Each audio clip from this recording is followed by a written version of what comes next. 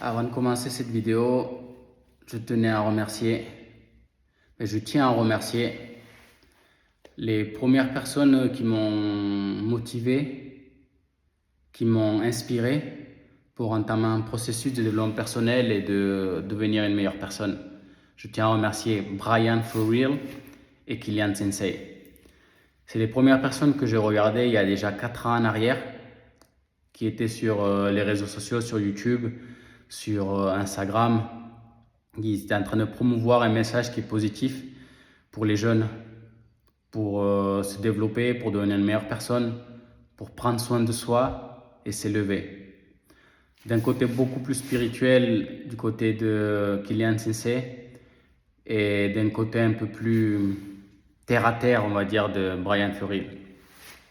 Bien que ces messages sont forts, ben, il y a forcément des choses que tu identifies et d'autres choses que tu n'identifies pas. Et c'est pour ça que j'ai un peu arrêté de les suivre parce que j'ai pris ce qu'ils avaient à me donner. Et voilà, je trouvais que pour moi, personnellement, ça suffisait. Mais malgré ça, ces messages très forts, très importants de leur part, bah, je n'ai pas réussi à appliquer dans ma vie ces messages qu'eux, ils délivraient. C'est-à-dire être discipliné, travailler sur soi, méditer, écrire, travailler encore plus au travail, élever ses finances, s'élever spirituellement, euh, prendre soin de ses proches, prendre soin de soi, bien manger, faire beaucoup de sport. Ça, c'est les messages qu'il délivrait. Et je les remercie parce qu'il y a 3 4 ans, quand j'étais vachement perdu, bah, c'est les messages qui m'aidaient à encore croire qu'on pouvait devenir une meilleure personne de ce que j'étais, de la vie que je menais tous les jours. Donc je les remercie vachement. Et c'est par ça que voilà, je voulais raconter cette histoire, la mienne, hein.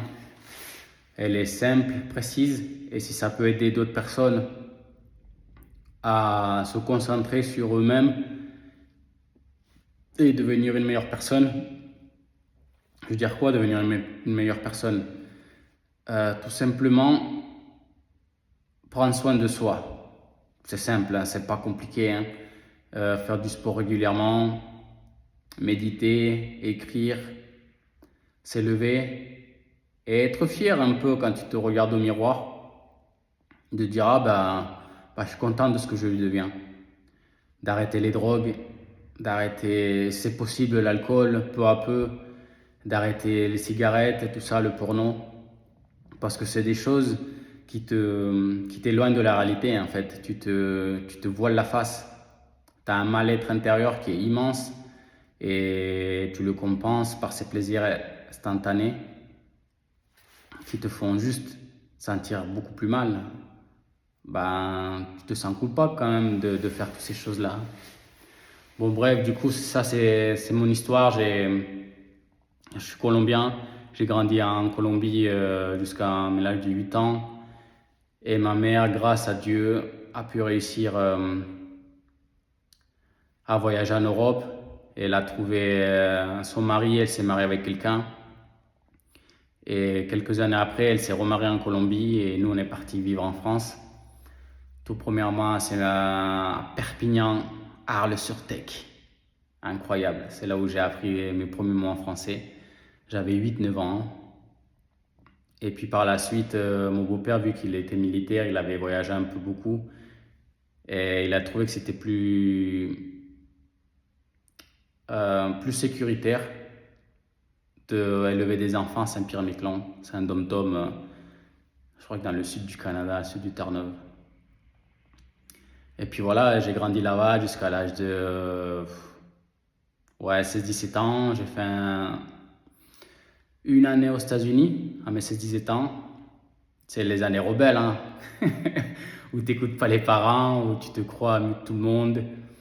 Tu te crois pas mieux que tout le monde, en fait, personne ne te comprend et tu es mal dans ta peau parce que tout ce que tu vois bah, te correspond pas. Et moi, ce qui me correspondait à cette époque, c'était les États-Unis. J'aimais beaucoup la mentalité et j'aime encore cette mentalité. C'est un de mes rêves d'aller vivre à Miami. Et, euh, et puis voilà, donc j'ai fait une année là-bas. Après, je suis rentré et j'ai entamé des études d'hôtellerie-restauration. Et j'ai fini ça à Perpignan. J'ai fait 2 ans. J'ai eu mon bac hôtelier. Des années incroyables. Des années où c'est là où j'ai commencé en fait à connaître les drogues, l'alcool, réellement l'alcool. Donc, la première fois que j'ai bu de l'alcool, je crois que je devais avoir 15-16 ans. C'est à Saint-Pierre-et-Miquelon, où c'est logique de boire de l'alcool très tôt en fait, pour la plupart des gens. Et du coup, ben, c'est un peu la norme. J'avais commencé à faire comme tout le monde, boire à 15-16 ans en première discothèque. Et une fois de temps en temps, les week-ends. Et arrivé aux États-Unis, ben, j'avais déjà fumé aussi. Je crois que j'avais essayé. J'avais pas forcément apprécié à cette époque. Je crois que je m'étais senti mal, j'étais senti malade, 16-17 ans. Aux États-Unis, j'ai réessayé. On s'est fait choper avec Carlos. On avait fumé au lycée. On s'est fait choper avec Carlos. Oh my god, j'ai été mauvais. Aux États-Unis, c'est une galère. C'est des malades. T'as 16-17 ans. Moi, j'ai du mal avec les dates, hein. T'as fumé de la beuh, tu t'es fait pécho, il t'amène au flic. C'est des grands malades. Il y a un flic qui est venu et tout. Moi, j'étais pas bien. J'étais pas forcément chez moi. Je parlais pas bien la langue. Je me suis mis à pleurer et tout. J'étais vraiment pas bien. La sentence, j'ai passé, je crois que c'était 6 mois dans une maison de correction. C'était ouf. Moi, je comprenais pas tout ça, tu vois. Surtout que je sortais d'une île de Saint-Pierre-et-Miquelon où tout le monde boit, fume à 16-17 ans et puis c'est tout à fait normal. Et j'arrive là-bas aux États-Unis, chez mon oncle et sa femme. Waouh, c'était vraiment une galère et j'étais déçu parce que je les ai foutus dans la merde. Bah, c'était la première fois où je voyais que bah, ces drogues, ces choses-là étaient mauvais en soi pour la vie de quelqu'un. Parce que regarde, je viens d'arriver chez mon oncle qui m'accueille gentiment pour que j'apprenne l'anglais, pour que je change d'environnement. Parce que justement, à cet âge-là, à 17 ans, j'avais fait une tentative de suicide. Et je ne trouvais pas du tout les solutions, je ne savais pas comment m'en sortir en fait. Je brassais que du noir, je voyais aucun chemin pour m'en sortir, c'est simple.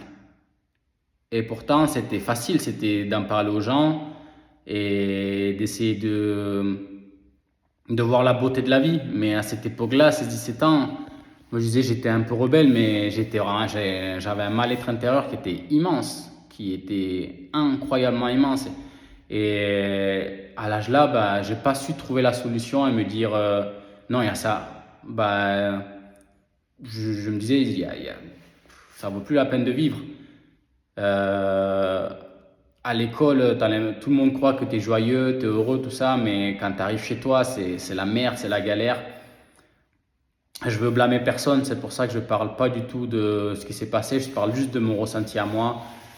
Parce que si je parle des autres personnes, ils ne seront pas là pour justifier et donner leur point de vue à eux. Donc je donne juste ma version intérieure à moi, pas forcément ce qui s'est passé.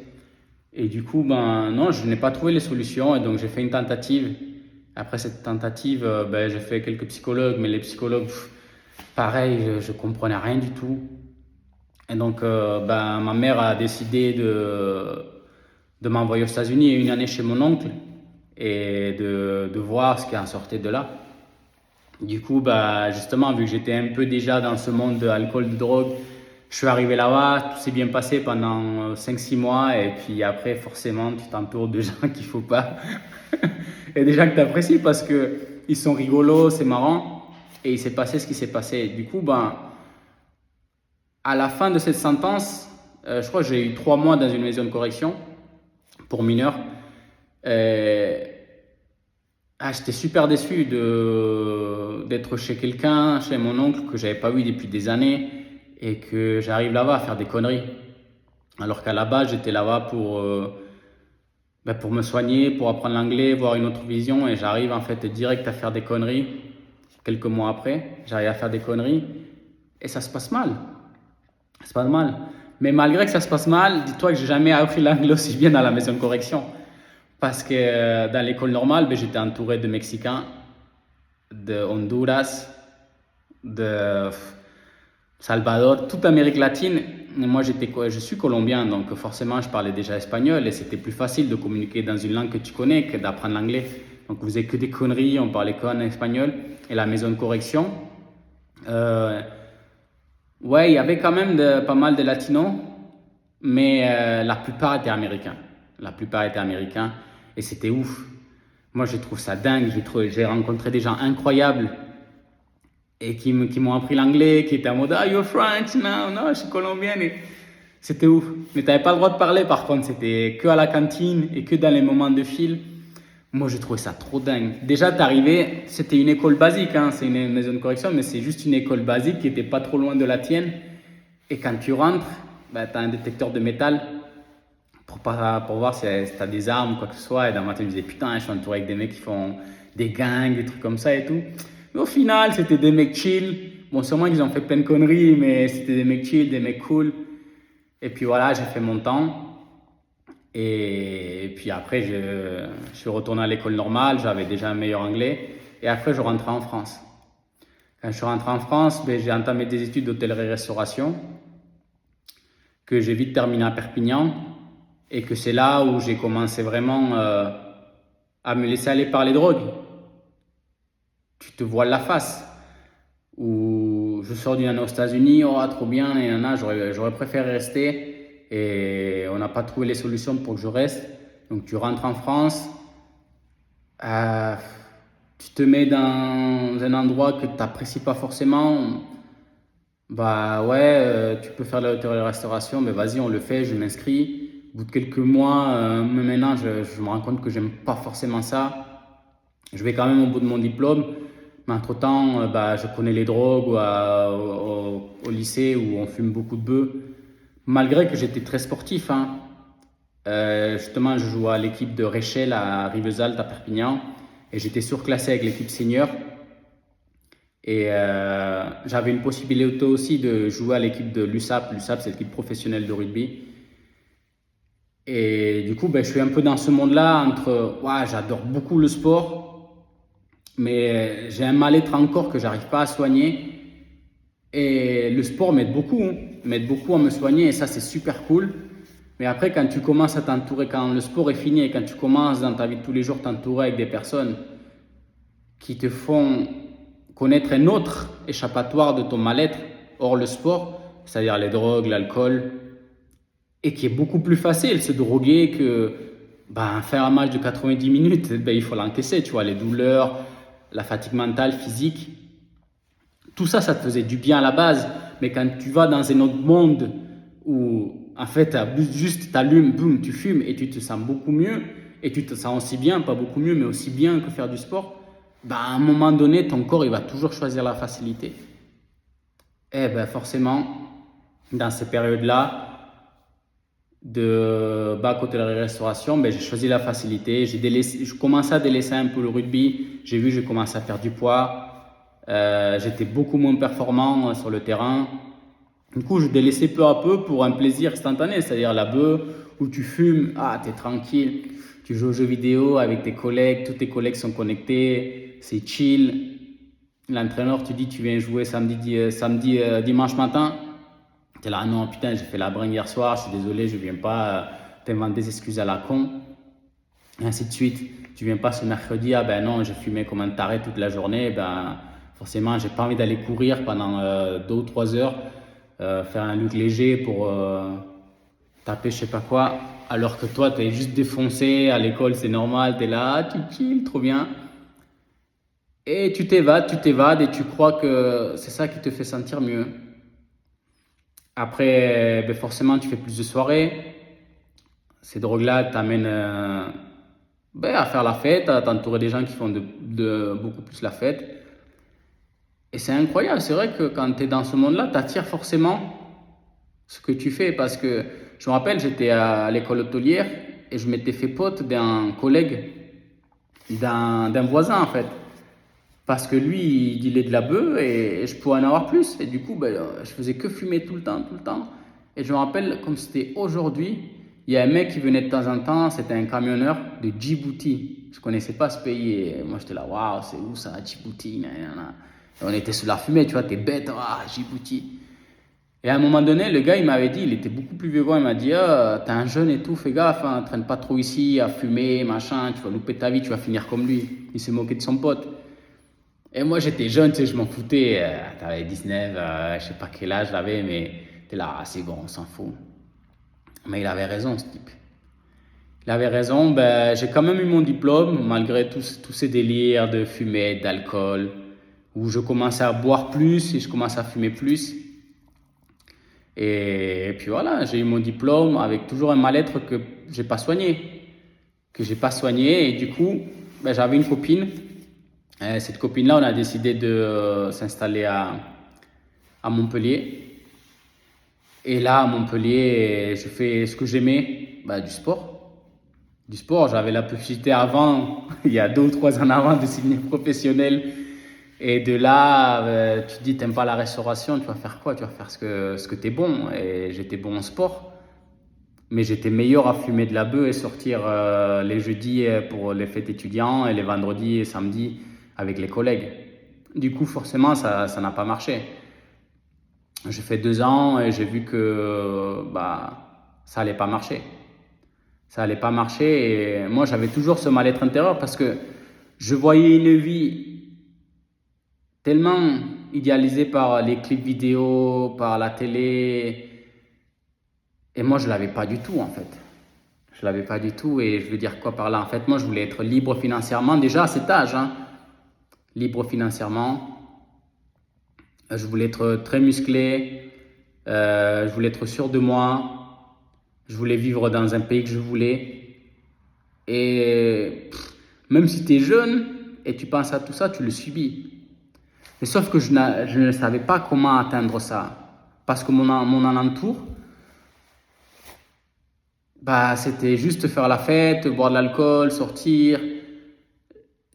J'ai pas eu la chance, et c'est ce que j'ai attiré parce que c'est ce que j'étais, de voir quelqu'un qui dit non mec, si tu veux ça, il faut être discipliné, tu vas travailler jusqu'à temps et tu vas discipliner, tu vas faire la même chose tous les jours, jusqu'à ce que tu atteignes ça.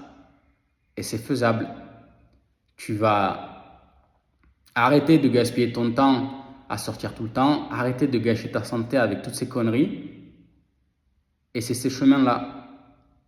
Donc après les études de Montpellier, j'ai commencé à m'intéresser à ça, à ce développement personnel, parce que je me dis c'est pas possible, c'est pas ça la vie. Je vais pas finir dans un boulot que j'aime pas, peut-être coach sportif ou entraîneur ou je sais pas, ou serveur toute ma vie, et avoir ce mal-être. Je me dis c'est pas que ça, tu vois.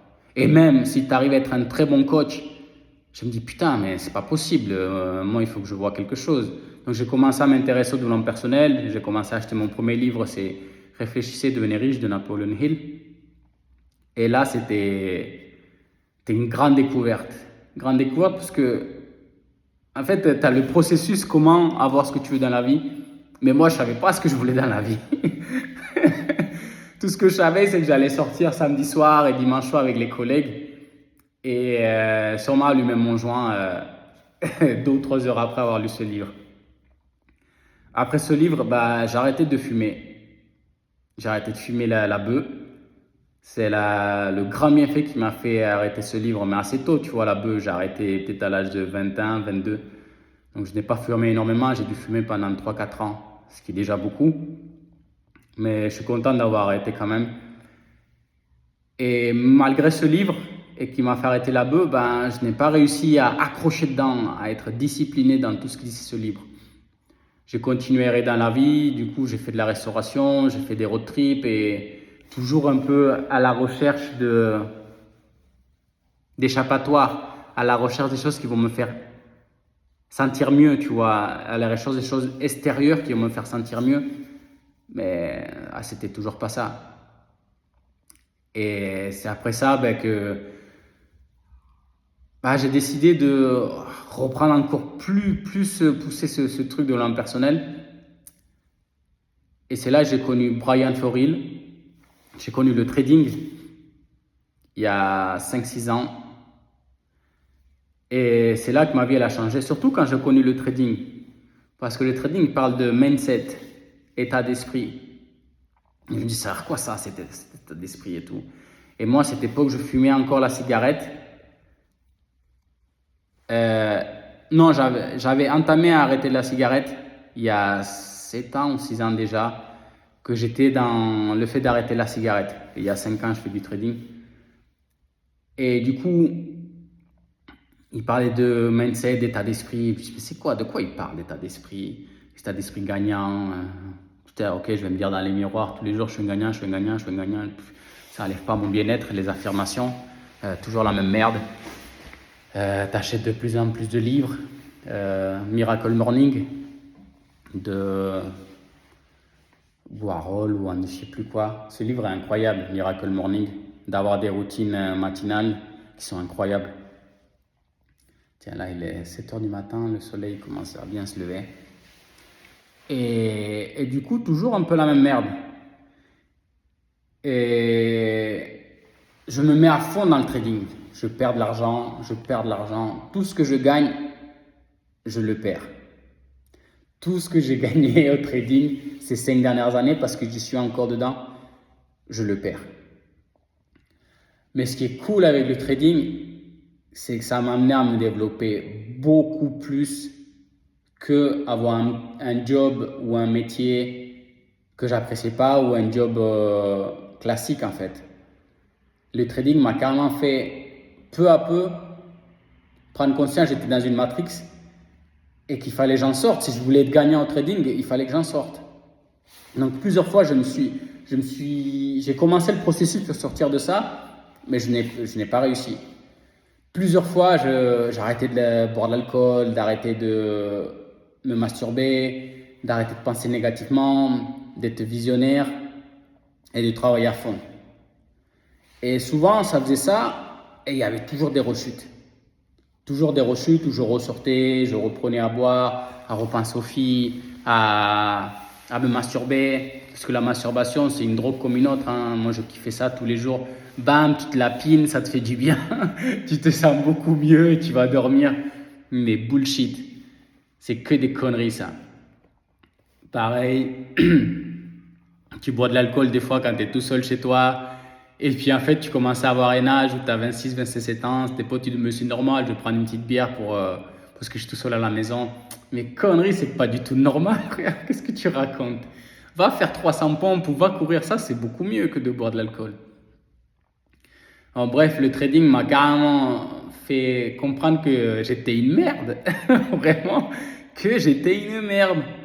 Un mec qui se plaint, qui prend pas des actions, qui est là à vouloir et rêver des choses immenses, mais qui fait rien pour avoir des choses immenses. Et tu es là, tu te rends compte que tu es une merde et qu'il va falloir que tu changes. Et bim, franchement, le trading, je le remercie, même si plus tard, et même au jour d'aujourd'hui, par exemple, il y a pas longtemps, j'ai perdu 11 000 euros et j'étais super mal.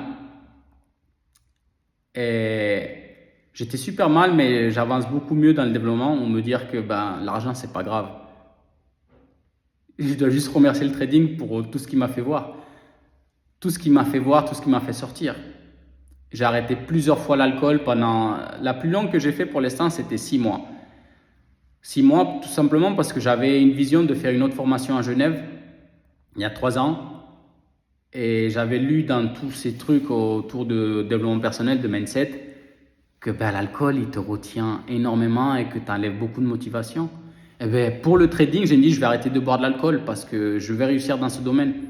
Quelque chose de merveilleuse, comme on dit en espagnol, maravillosa.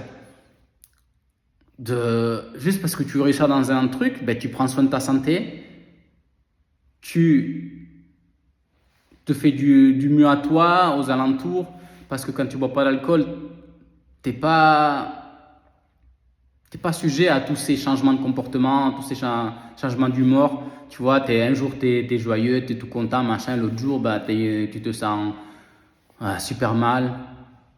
Bon, bref. Et du coup, voilà, ça c'est mon histoire au jour d'aujourd'hui. C'est ce qui s'est passé dans ma vie. Et évidemment, ces tâches que j'avais déjà parlé dans une vidéo, ces tâches, je les ai eues lors d'un road trip en Colombie il y a à peu près 10 ans. Et du coup, ces tâches qui m'ont fait encore sentir super mal. De l'âge de, je crois que je les ai eus à 22, 23 ans, où ton corps se modifie, commence à se modifier. Regarde, ça ici c'est ma couleur normale.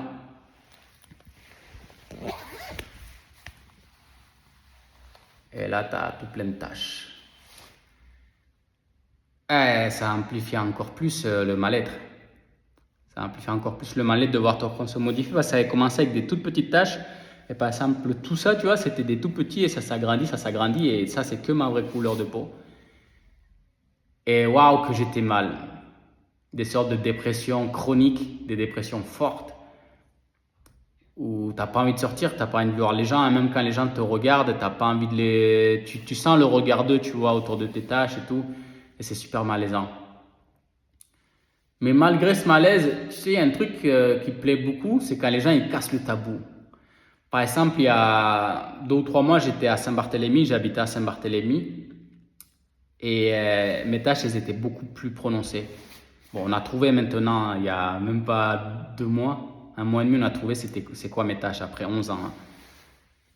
Et du coup, mes taches étaient prononcées parce que je suis allergique à l'acrylate, au caoutchouc, tout ça. Et pendant 10 ans, tous les allergologues, tous les dermatologues, tous les médecins, ils n'ont jamais trouvé. Ils m'ont juste laissé dans ce mal-être. Ils m'ont dit, ah, c'est une maladie rare, vas-y, va-t'en, regarde de ton côté là-bas. Mets cette crème et puis, comme ça qui marche le monde, quand ils ne trouvent pas, non, mais t'inquiète, mets cette crème et tu verras que tu vas te sentir mieux. Comme tous les gens qui ont un mal-être, prends ce médicament et tu verras que ça va aller mieux.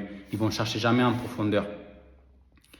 Du coup, j'étais à Saint-Barth et mes taches, elles se voyaient encore plus. J'ai encore cherché, j'ai trouvé un allergologue à Paris.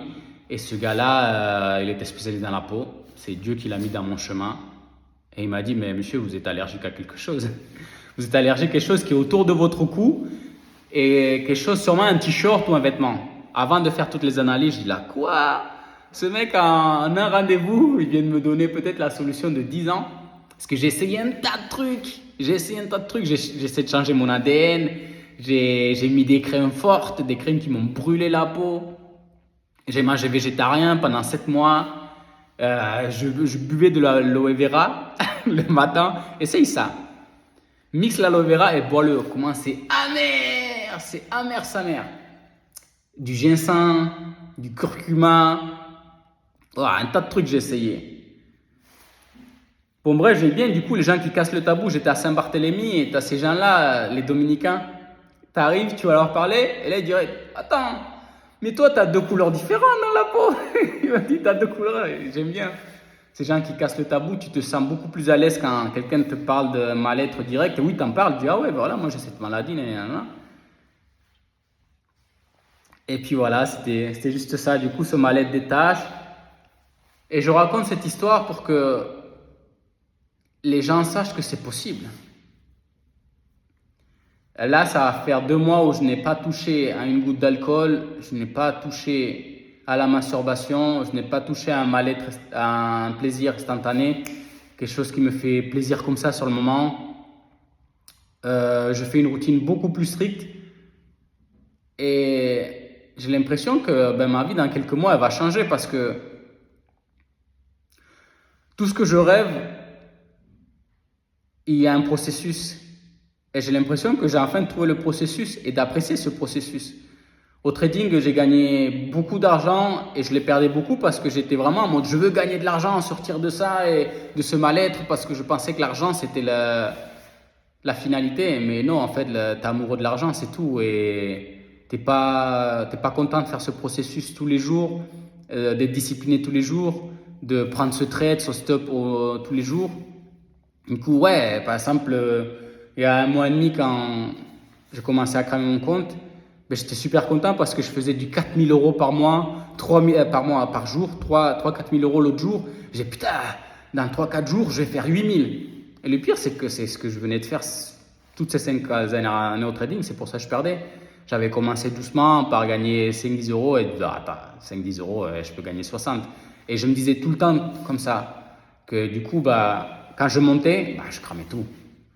Je me rappelle la toute première fois où j'ai monté un compte à 200 balles, il y avait 3 000 € dessus. Je peux te dire, dans ma tête, j'ai pété un câble, j'ai brillé. Je me dis, ok, j'ai fait 3 000 € Dans un mois, je suis riche, j'ai 3 millions, ça y est, j'ai plié le game, j'arrête de trader et c'est fini. Ah non, c'est pas ça.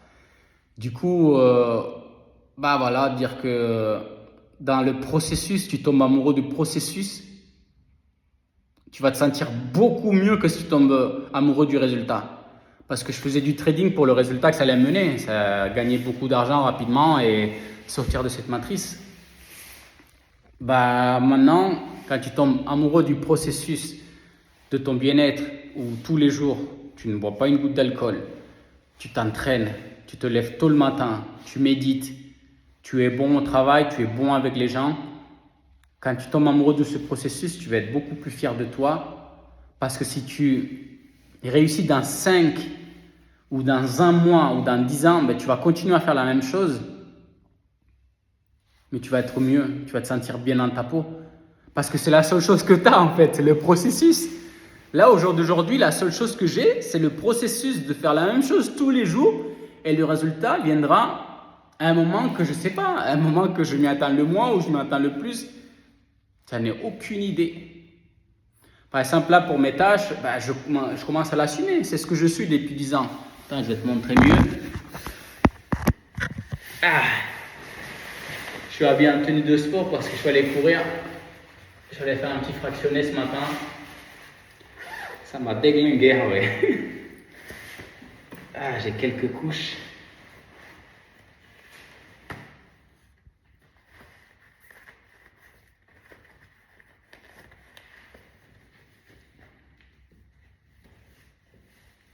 Ah, je suis bien mouillé, hein.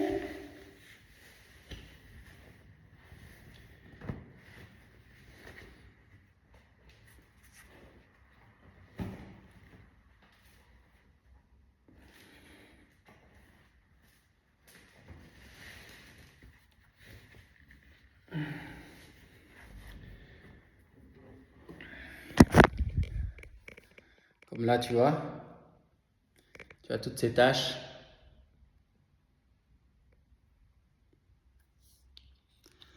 C'est ce que je suis. Mais le processus, c'est de maintenant mettre les crèmes, d'éviter tous ces problèmes de caoutchouc, de acrylate, tous ces vêtements à base d'acrylate et de tout ça, ben, il ne faut plus les mettre.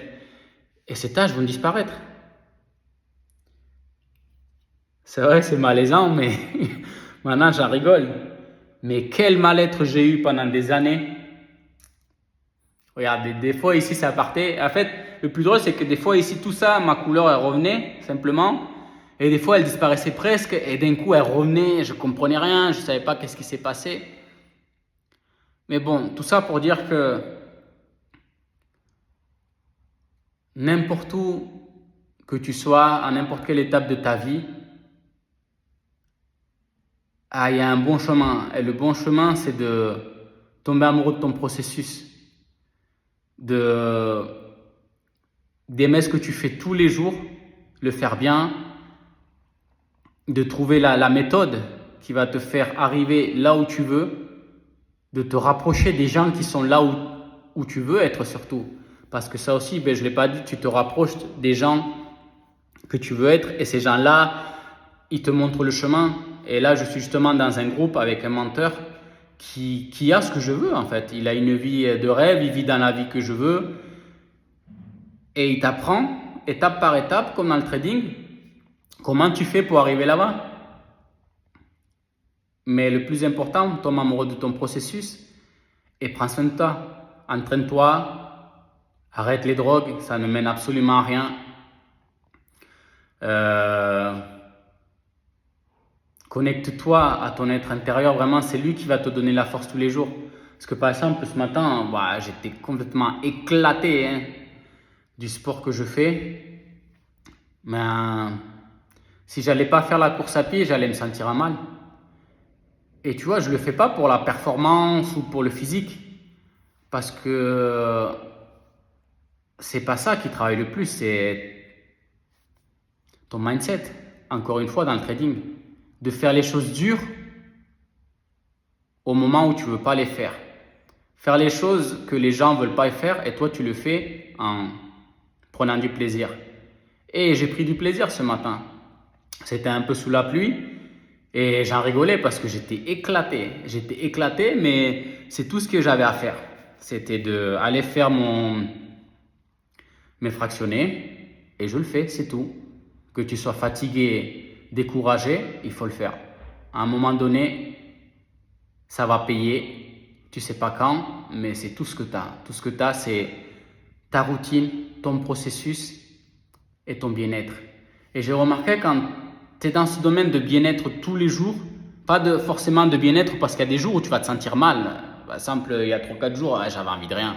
J'étais éclaté, j'avais mal à la tête physiquement, j'étais mort. Mais quand tu es dans ce processus de faire tous les jours les choses que tu t'es dites, ça passe beaucoup plus vite et tu es juste concentré sur à faire les choses tous les jours. Tu n'es pas concentré sur le résultat, tu n'es pas concentré, je vais péter 10 millions au trading, je vais péter 10 millions dans le e-commerce, je vais péter ça, je vais devenir ça. Ah non, déjà, après le réveil à 5 heures, concentre-toi pour bien te lever, mettre tes chaussures et partir dehors. Après ça, lire. Après ça, concentre-toi à te motiver à être bon au travail. Après, concentre-toi après à bien méditer et réécrire ce que tu devais faire. Concentre-toi à apprendre encore plus sur ton métier. Le soir, concentre-toi à bien manger, à bien compter tes calories. Concentre-toi bien si. À la muscu, concentre-toi. Et tous les jours, tu te concentres juste sur ta journée et les journées passent vite.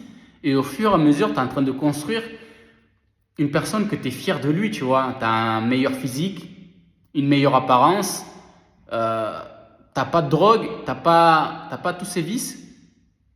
Et puis voilà, concentre-toi sur le processus et tout viendra. Encore un grand merci aux joueurs de la voix de Kylian Sensei et Brian For Real. Vos messages m'ont beaucoup aidé au début. Et après, voilà, j'ai trouvé mon chemin et j'ai pris ce que vous avez à me donner. Mais je vous en remercie énormément, les gars. C'est juste incroyable. Et continuez comme ça, je vous donne de la force et que j'espère que je vais vous rejoindre bientôt. Hein. Bon, ciao, prenez-vous. Qu'est-ce que je dis? Prenez-vous. Prenez soin de vous. N'oubliez pas, le plus important, c'est votre corps et votre mental. Le reste suivra tout seul avec votre discipline.